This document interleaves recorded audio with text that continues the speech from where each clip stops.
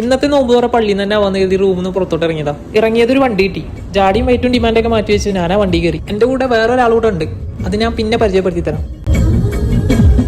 ആളെ വണ്ടിത്തെ പാട്ടും ഈ ഒരു സൺസെറ്റ് കൂടെ ആയപ്പോ ശരിക്കും നാടൊന്ന് ഓർമ്മ വന്നിട്ടോ. അത് പോട്ടെ, വണ്ടി കിട്ടൂല എന്ന് കരുതി മാറ്റി വെച്ച ദിവസങ്ങളൊക്കെ ശരിക്കും നഷ്ടമായി.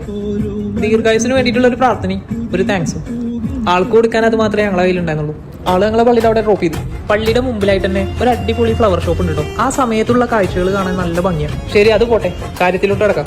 അവിടെ എത്തിയ സമയത്ത് വലിയ തിരക്കൊന്നും ഉണ്ടായിരുന്നില്ല. പള്ളിയിലൊന്ന് കയറി ഇറങ്ങിയപ്പോഴേക്കും തിരക്ക് ഇത്തിരി കൂടി. ഇനി ഈ ബോക്സിന്റെ ഉള്ളിൽ എന്താണെന്നുള്ളത് കാണിക്കാം. ഇതൊക്കെയാണ് നോമ്പ് തുറക്കാനുള്ള ഐറ്റംസ്. മെയിൻ ആയിട്ടുള്ള ഐറ്റം ഇപ്പൊ കിട്ടൂല, കുറച്ച് കഴിഞ്ഞേ കിട്ടുള്ളൂ. പക്ഷെ ഇതൊന്നും അല്ല. എന്റെ അപ്പുറത്ത് വേറൊരു ഐറ്റം ഉണ്ടാവും. ഓൻ പണ്ട് ജ്യൂസ് മേക്കർ എന്നൊന്നും എന്റെ അടുത്ത് പറയുന്നു. ഓൻ ആ കഴിവ് അവിടെ തെളിയിക്കുന്നു. എല്ലാവർക്കും അങ്ങോട്ട് പ്രിയപ്പെട്ടവനായി. ഫാൻസ് കൂടിയപ്പോ ചെക്കന്റെ റേഞ്ച് തന്നെ അങ്ങോട്ട് മാറി. പിന്നെ ഇത് അവസാനമായിട്ട് കിട്ടുള്ളൂ. ഇതിന്റെ തിരക്ക് വേറെയാണ്. അടിപൊളി മട്ടൻ ബിരിയാണിയാണ് കേട്ടോ. ഇതൊക്കെ ഇവിടെ നടക്കുന്നുണ്ടെങ്കിലും ബാങ്ക് കൊടുക്കാനുള്ള പ്രാർത്ഥനയിലാണ് എല്ലാവരും. ഇനിയിപ്പൊ എന്നെ ഒഴിവാക്കുന്നില്ല ഞാനും. അപ്പൊ ഓക്കെ, എന്നാ ശരി, ബാക്കിയുള്ള കാര്യങ്ങൾക്ക് ഇറക്കട്ടെ.